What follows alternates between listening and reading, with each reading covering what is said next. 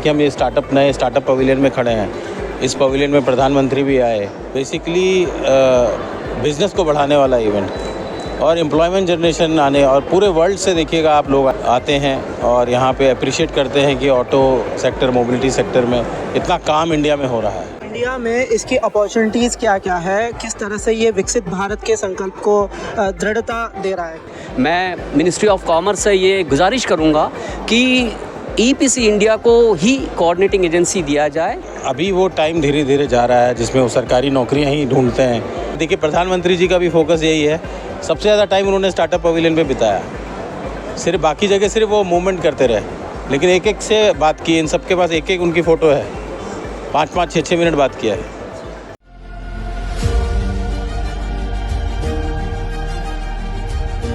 हमारा प्रयास है कि भारत में ही ऑटो मैन्युफैक्चरिंग से जुड़ा पूरा इकोसिस्टम डेवलप। आज हम एक ऐसे मोबिलिटी सिस्टम के निर्माण में जुटे हैं जो इकोनॉमी और इकोलॉजी दोनों को सपोर्ट करे।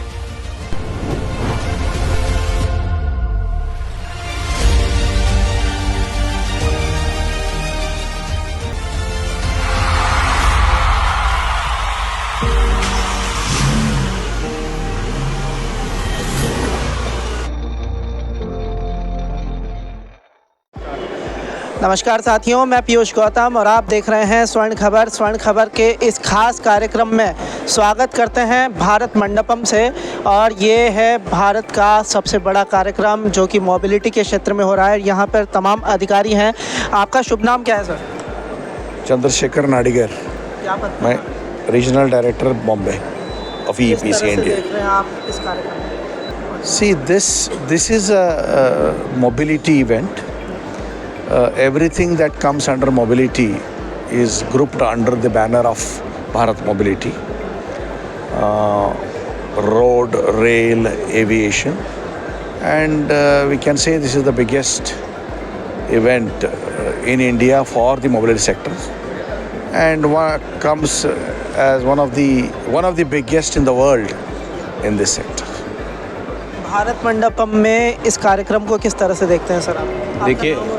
देखिए, मैं doctor Rajat Srivastava, additional executive director, engineering export promotion council. EPC इसने इस इवेंट को ऑर्गेनाइज़ किया है। पिछले साल भी किया था और इस साल भी किया है। पिछले साल ये एक जगह पे था भारत मंडपम, आज ये 3 जगहों पे हो रहा है। भारत मंडपम, यशोभूमि एंड आपका IML एक्सपो सेंटर नोएडा में। देखिए, ये एग्जीबिशंस जो है, स्पेशली ये एग्जीबिशन, ये एम्प्लॉयमेंट जनरेशन के लिए बहुत अच्छा इवेंट है। यहाँ पे जो प्रोडक्ट सेल होगा या जहाँ पे देखिए, हम ये नए स्टार्टअप पवेलियन में खड़े हैं। इस पवेलियन में प्रधानमंत्री भी आए और इतनी अच्छी अच्छी चीज़ें ये यंग एंटरप्रेन्योर्स निकाला है। और अगर इनका टाई अप हो जाता है, नॉर्मली बड़ी बड़ी कंपनियाँ इनको मिलती नहीं हैं अपॉइंटमेंट के लिए, लेकिन फेयर में सारी बड़ी कंपनियाँ यहाँ, मारुति, टाटा, BYD, पोर्शे, सब गाड़ियाँ यहाँ अवेलेबल है। सबके सीनियर लोग खड़े हैं।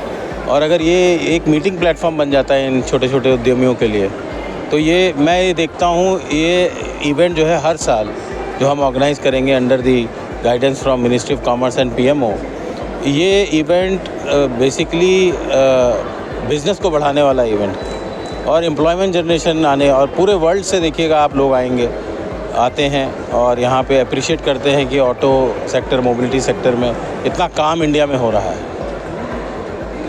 इंडिया में इसकी अपॉर्चुनिटीज़ क्या क्या है, किस तरह से ये विकसित भारत के संकल्प को दृढ़ता दे रहा है? देखिए, विकसित भारत के लिए बहुत ज़रूरी है कि भारत वैल्यू एडेड प्रोडक्शन में जाए, लो वैल्यू एडेड प्रोडक्शन से हटे और हाई वैल्यू एडेड प्रोडक्शन में जाए।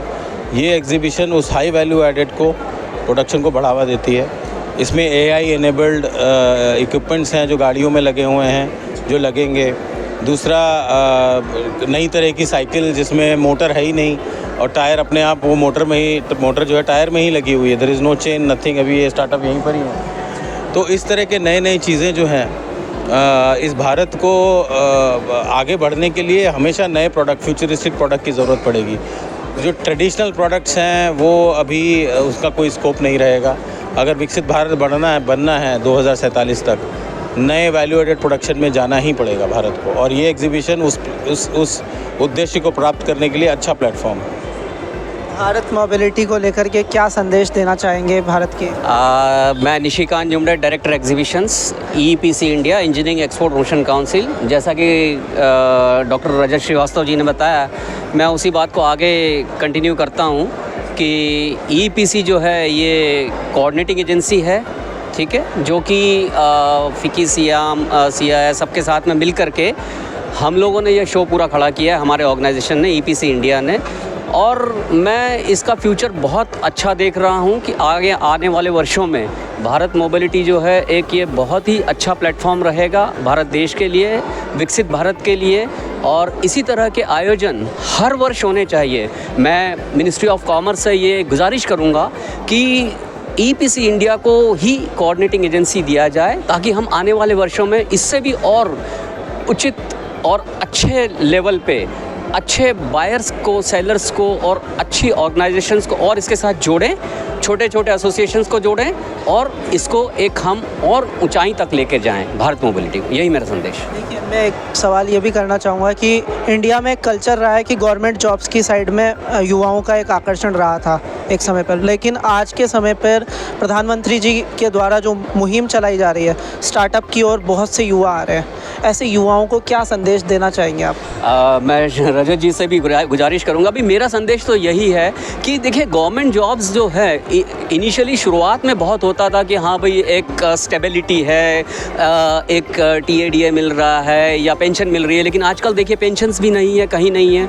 तो आजकल हर उद्यमी को स्वयं आगे आना चाहिए, एक नया, जैसे कि बताया गया था कि वैल्यू एडेड प्रोडक्ट्स में जाना चाहिए और अपने आप को इस तरह से स्वयं स्वावलंबी बने और भारत देश का नाम ऊंचा करें। मैं रजत जी से भी अनुरोध करूंगा कि 2 शब्द बोलें इस बारे में। देखिए, जो हमारा यूथ है, नौजवान, उस अभी वो टाइम धीरे धीरे जा रहा है जिसमें वो सरकारी नौकरियां ही ढूंढते हैं। सरकारी नौकरियां हो भी नहीं रही हैं, आ भी नहीं रही हैं। तो अभी टाइम है कि जो टैलेंट है वो उस जगह जाए जहाँ पे इनोवेशन हो रहा है, जहाँ पे वैल्यू एडिशन हो रहा है और जहाँ पे आगे बढ़ने का स्कोप है।